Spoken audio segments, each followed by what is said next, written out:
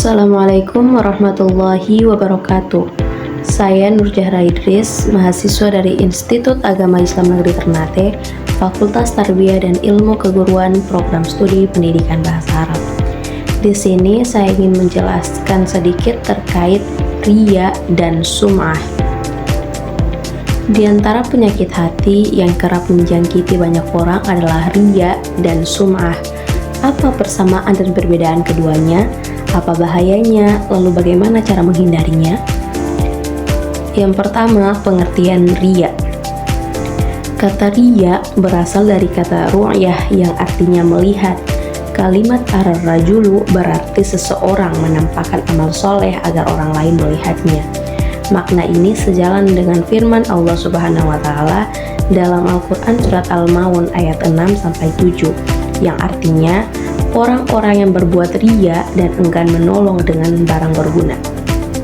Secara istilah, riya adalah menampakkan amal soleh kepada manusia agar mendapatkan kedudukan atau pujian dari mereka atau mengharapkan keuntungan materi. Yang kedua, pengertian sum'ah. Kata sum'ah berasal dari kata sami'ah yang artinya mendengar. Darinya muncul kata sam'ah yang berarti memperdengarkan. Secara istilah, sum'ah adalah membicarakan atau memberitahukan amal soleh yang sebelumnya tersembunyi kepada manusia agar mendapatkan kedudukan atau pujian dari mereka atau mengharapkan keuntungan materi. Yang ketiga, perbedaan riya dan sum'ah. Dari pengertian di atas, kita bisa mengetahui persamaan dan perbedaan riya dan sum'ah. Kedua-duanya sama-sama bertujuan mencari pujian manusia atau keuntungan materi, sedangkan perbedaannya yaitu riya umumnya terjadi sebelum dan saat beramal, sedangkan sum'ah terjadi setelah beramal. Riya adalah menampakkan amal soleh sehingga kelihatan pada saat beramal tersebut, sedangkan sum'ah memperdengarkan atau memberitahu orang lain setelah beramal. Riya selalu tidak murni keikhlasannya saat beramal, sedangkan sum'ah terkadang sudah ikhlas pada saat beramal, tetapi kemudian tidak ikhlas setelahnya. Salah satu dalil tentang larangan riya terdapat pada Al-Quran Surat Al-Baqarah ayat 264, yang artinya, "Hai orang-orang yang beriman, janganlah kamu menghilangkan pahala sedekahmu dengan menyebut-nyebutnya dan menyakiti perasaan si penerima, seperti orang yang menafkahkan hartanya karena riya kepada manusia." Sedangkan dalil terkait larangan berbuat sum'ah dijelaskan oleh Rasulullah SAW dalam hadis sahihnya, yang artinya, barang siapa yang berlaku sum'ah, maka akan diperlakukan sum'ah oleh Allah, diumumkan aib-aibnya di akhirat.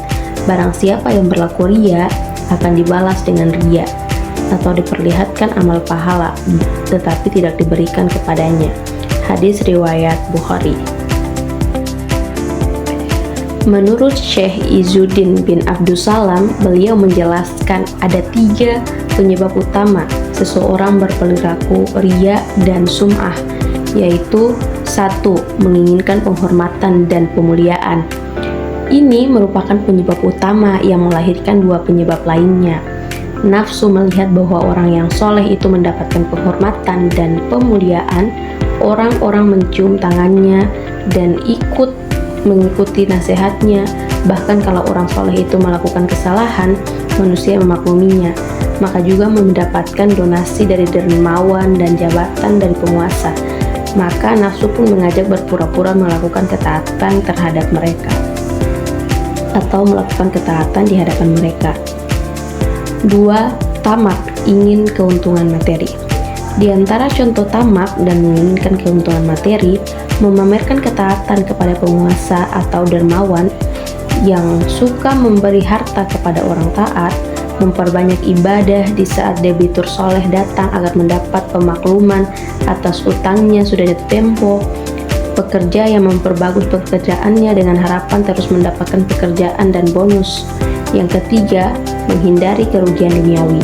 Di antara contoh menghindari kerugian duniawi, yaitu maju di barisan depan mujahid karena khawatir disebut pengecut, bersedekah karena takut disebut bakil, memanjangkan sholat sunnah karena takut disebut tidak soleh.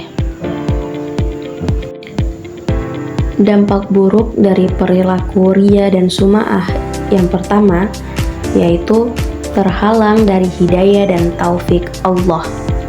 Hidayah adalah anugerah yang Allah karuniakan kepada orang-orang yang Ia kehendaki. Ini hak prerogatif Allah.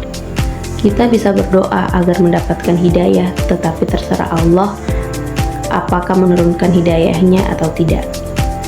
Yang kedua, gelisah dan tidak bahagia.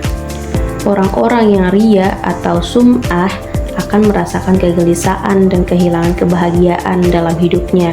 Ia berada dalam dua kesempitan, merasa sempit karena khawatir niatnya terbongkar dan merasa sempit saat niatnya tidak tercapai. Yang ketiga, hilang wibawa dan pengaruh. Kewibawaan seorang muslim bisa hadir karena Allah yang menanamkan pada dirinya. Maka ketika seorang hamba ikhlas dalam menjalankan agamanya, ibadah dan dakwah, Allah memberikan kewibawaan itu. Namun jika Allah menghinakan seseorang, maka dengan cara bagaimanapun kewibawaan itu dipoles, ia tetap saja luntur dan tidak berbekas. Yang keempat, tidak tekun dalam bekerja dan beramal.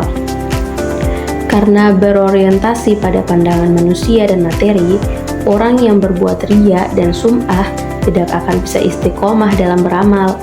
Saat manusia tidak lagi memperhatikannya, saat media tidak lagi meliputnya, saat keuntungan-keuntungan materi tidak ia dapatkan, ia pun berhenti dari amal tersebut. Yang kelima, terbongkar aibnya. Orang-orang yang riya dan sum'ah ingin mendapatkan pujian, penghormatan, atau kedudukan dari orang lain. Namun, seringkali Allah justru membuka aib orang yang seperti itu di dunia, hingga terbongkarlah kebusukannya. Yang keenam, terhapus pahala amalnya. Sesungguhnya syarat utama agar amal kita diterima oleh Allah Subhanahu wa Ta'ala adalah ikhlas, seperti firman-Nya dalam Quran Surat Al-Anbiya ayat 5. Jika seorang melakukan ibadah atau amal soleh tetapi riya atau sum'ah, maka amal itu akan menjadi sia-sia. Yang ketujuh, azab pedih di akhirat. Amal-amal yang banyak yang disangka membuat masuk surga justru menyeret manusia ke neraka ketika amal-amal itu dibangun di atas riya dan sum'ah. Seperti hadis sahih yang Imam Muslim riwayatkan bahwa di pengadilan akhirat nanti ada 3 orang pertama yang merasakan pengadilan Allah. Ketiganya adalah orang yang mati syahid, orang alim yang mengajarkan ilmunya, dan orang kaya yang dermawan. Ketiganya menyangka akan masuk surga, namun rupanya Allah menilai beberapa dari prasangka ketiga orang itu sebab mereka melakukannya karena riya dan sum'ah. Lalu Allah memerintahkan malaikat untuk menyeret mereka ke neraka. Kiat-kiat untuk mengatasi riya dan sum'ah. 1. Merenungkan dampak buruk riya dan sum'ah. Yang kedua, memilih teman dan lingkungan yang relatif bersih dari riya dan sum'ah. Yang ketiga, memperhatikan sejarah orang-orang terdahulu, baik yang ikhlas atau riya.